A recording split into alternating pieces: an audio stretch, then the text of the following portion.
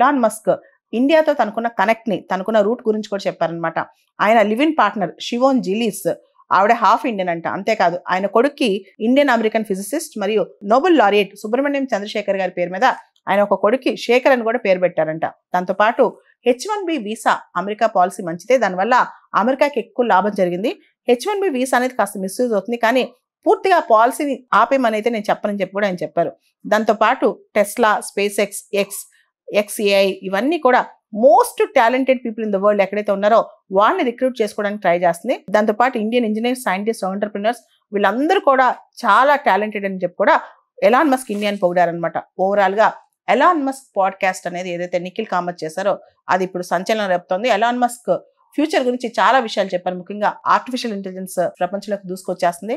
దాంతోపాటు మనం కొత్త ప్లానెట్స్ ఎక్స్ప్లోర్ చేయాలి, దాంతోపాటు పిల్లల్ని ఎక్కువ కనమని చెప్పారు. అండ్ వీటన్నిటితో పాటు ఎలాన్ మస్క్ ఏం చెప్పారంటే, when ever you do new entrepreneurship, business చేసేటప్పుడు, ఎంటర్‌ప్రెన్యూర్‌షిప్ చేసేటప్పుడు యూస్ఫుల్నెస్ క్రియేట్ చేయాలి, మనీ కోసమే చేయకూడదు. దాంతోపాటు భవిష్యత్తులో వర్క్ అనేది కేవలం ఆప్షనల్ అయిపోతుందని కూడా ఎలాన్ మస్క్ చెప్పుకొచ్చారనమాట. And finally politics is a blood sport అని కూడా పాలిటిక్స్ గురించి చాలా డ్రాస్టిక్ కామెంట్ చేశారు ఎలాన్ మస్క్.